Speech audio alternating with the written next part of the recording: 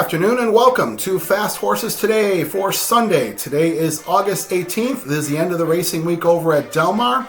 I do like a pick 5 here in the late pick 5, which starts in the fifth race. Fifth race has an approximate post time of 6 o'clock here Central Time, so 4 o'clock there in the Pacific Time Zone. Fifth race, let's get started. So the fifth race is a mile on the grass. It's a nice race, maiden special weights, open company, 2-year-old boys. So they're putting these horses on the grass. Several of them are going to be doing something for the first time, and a couple of them have done this before. So I've got 4 horses I want to put in here. I'm going to go with the 1, Ivan the Great, 7-2 in the program, Doug O'Neill trainer. Now it looks like O'Neill has some live horses today. It looks like he has got several live horses over the course of the card. So this being one of them. This horse ran first time out over at Santa Anita in the springtime in a 4.5 furlong race. Ran very green, ran really like just a big baby, and he ended up getting beat by his stablemate, Tinty, and he lost by a nose there. So they thought enough where they put this horse in the stakes race over at Churchill Downs, the Bashfield Manor, or Bashford Manor. And they put blinkers on the horse, probably just to get this horse maybe more focused, it seems, off that first race. I thought the horse made a really good account of himself, running out of the 2-hole in a pretty big field of 12. Freysu rode that day. He has the call again today. Now they're taking the blinkers off him, so maybe the blinkers were not something he wanted. But I think this horse at a mile in the grass, the distance should be no problem. This horse will certainly be live. I'm also going to put the 5 horse with Friendly Confines for Richard Baltus. Now this horse must have, the folks that own this horse must like Wrigley Field, naming this to Friendly Confines. So we'll see if this horse is friendly to the backers today. So this horse, 5-1 in the program. Juan Hernandez takes the call. Hernandez has done some good work for Baltus in a limited amount of starts. This horse has some good works by Twirling Candy. Twirling Candy, mile on the grass, certainly is what he likes to do. And, has a nice work last time out, 59-4 from the gate. So it makes me think this horse might be ready to go. And sometimes when we see in these 2-year-old races, when they're going long on the grass, a horse might just get out and go. And a lot of them just don't really know how to run yet. They haven't done this yet. So 5 Friendly Confines, and I'm going to put the 2 outside horses, the 9 and the 10. Now both of these horses come out of the same race. They both come out of that mile grass race that Show of Force won. Now the 9, who is 2-1 for Tim Yakteen, he came second that day, and I thought he ran a really nice race. Raylo Gutierrez was on the horse that day, takes the call again. I thought the horse ran a really nice race and certainly could improve over that from that effort. And then the 10 horse was Legitimate. This is from Michael McCarthy. Comes out of that same race where Show of Force won. I thought this horse ran a nice race as well. It seemed to have a little trouble. I just think that, run over the grass course certainly could help this horse and get him ready for today. So I've got the 1, 5, 9, 10. Now I'm going against... Nope, that's in the next race. So now I got the 1, 5, 9, 10. So let's go to the next race here. The 6th race. 6th race is a maiden claimer at 6 furlongs on the dirt. This is also for 2-year-old boys. So being a 100,000 claiming race, I'm not sure what to make of this. I guess my first thought is that, these connections are willing to lose these horses. So, they're certainly not maiden special weight caliber, so they're putting them in for 100. We'll see if anything gets claimed out of here. I am going to go against the second choice, who is Cloudy Women. Cloudy Women is 5-2 in the program. This horse ran first time out for 80,000 claiming, and the horse got claimed for 80. John Sadler claimed him for his main man, Hronis. And I don't know. I don't really like the race that the horse ran. He had a clear lead, on a track that certainly speed was doing well on, and this horse just coughed it up, and it was in a slow race. So I don't know. They're putting this horse in for 100,000, probably hoping and wishing this horse gets claimed again, but I don't really see that happening. I'm going to go against that second choice. I'm going to put the 2, who is Unbreakable Trust, 5-1. This horse also for John Sadler. This one has Hernandez on the horse here. I think this horse might be a little live here from the 2-hole. So I've got the 2. Then I've got the 7 horse, who is Toppers at Seaside. 8-1 in the program for Bob Hess. Bob Hess put this horse by Instagram. So Instagram, fairly new sire. We'll see how these Instagrams end up turning out. I know Instagram was a pretty fast horse himself, so we'll see what his offspring ends up looking like. So they're putting this horse in for the 100,000 claim. Putting Maldonado on the horse makes me think that, they want this horse forwardly placed. The outside position should be fine here at 6 furlongs, 8-1. Why not put this horse in? And then I like the 8 horse, who is Pally Kitten, 2-1. This is the program favorite for Doug O'Neill. As I mentioned, I think O'Neill has some live horses here. Now, this horse ran first out in a grass race, 5 furlongs on the grass in a maiden special weight. And, I thought the horse made a nice account of himself. He tried to get out to the lead, ended up getting beat to the lead, and ended up running, collaring the leader, which is really not the place you wanted to be on those 5 furlong grass races at that time. So I don't know, he just kind of ran along, kind of fighting with the leader, and then just faded in the stretch. But I don't feel like I think that's a good race, and I think it could work out well for him here. Fresu takes the call over Maldonado, and, I don't really see anything there as to, Fresu got it to call over Maldonado or whatnot. We really don't know the story, but Fresu certainly rides a lot of horses for Doug O'Neill, so I think that's fine. Horse shows a fast work at 3 furlongs, so makes me think they want to get this horse out and feel like, the forward placing should be good enough in a race like this. So that's the 2, 7, and 8. Now let's go over to the 7th race. 7th race is a mile on the grass. This first level allowance horse race for fillies and mares is 3 and up, and nice collection of horses here. I got 3 horses here that I'm going to put in, and I also have a win bet that I'm going to make. I'm going to put the one who is 16 Arches for Phil D'Amato. Now this horse has 2 starts this year, coming off a really long layoff, about a year and a half or so layoff, and he's had 2 starts now since that layoff. Both pretty good efforts. Hernandez was on the horse both times. He takes it again. This horse is 3-1. Now this horse certainly fits in this field, and we'll see if the 1 hole, certainly helps his horse and we can get a rail skimming ride. So this horse is, looks live to me. That's 16 Arches. Then I'm going to go with the 2 horse, Llorona, who is 7-2 in the program.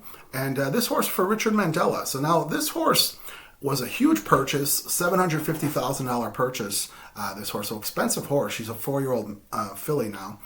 I remember last year when this horse first came out, there was a lot of buzz about this horse, in her maiden run, which she ended up taking care of pretty easily. She was very short price at 40 cents to the dollar, and she got the job done in pretty nice fashion. Now this horse, if you look at the pedigree, you'll see that she's a half-sister to Corniche.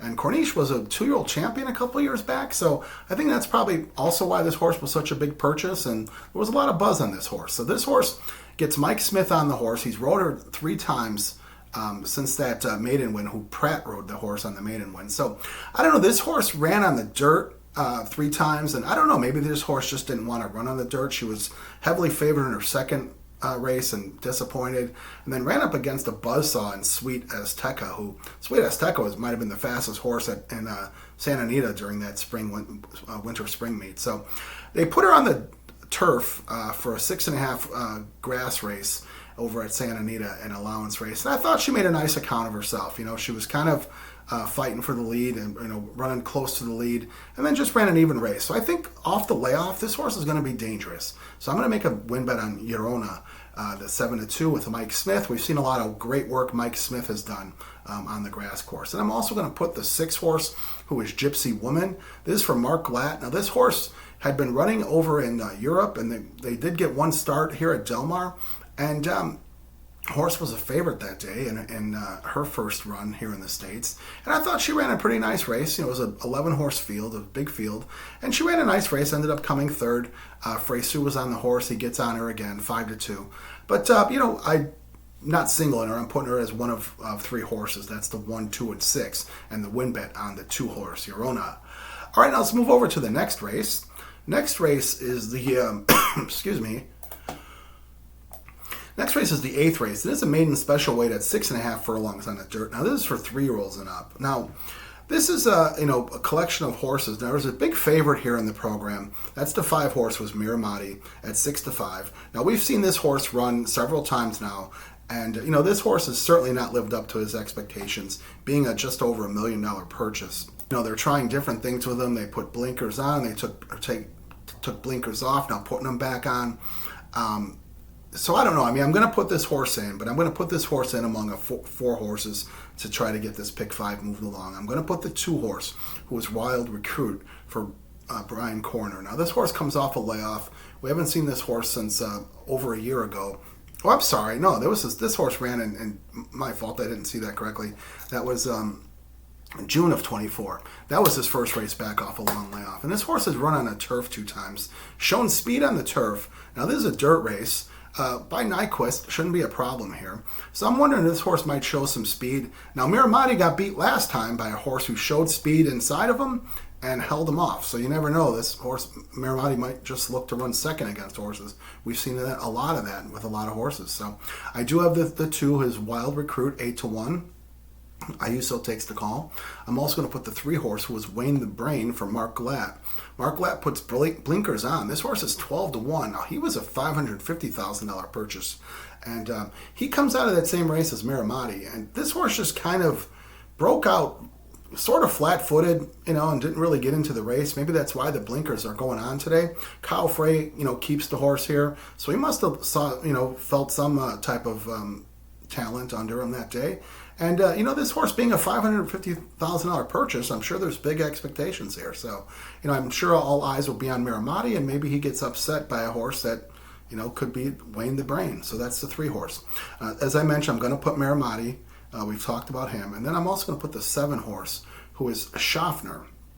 Now, Schaffner is also a big purchase, $625,000 purchase for John Sheriffs. Now, Sheriffs, this horse looks like maybe he wants to run a little longer, but 6.5, who knows? The race could set up in his favor. Rispoli takes the call. It's really tough to take Rispoli out of races because he's done really well. So we're going to put this horse in, even though it's John Sheriffs, and Sheriffs is not really known to get him ready to go first off, but we'll see in a race that I feel is pretty open. So that's a 2, 3, 5, 7. Now let's move over to the last race of the day. Last race is the 9th race. It's the Solana Beach. It's a mile on the grass. This is for Calbred, fillies and mares.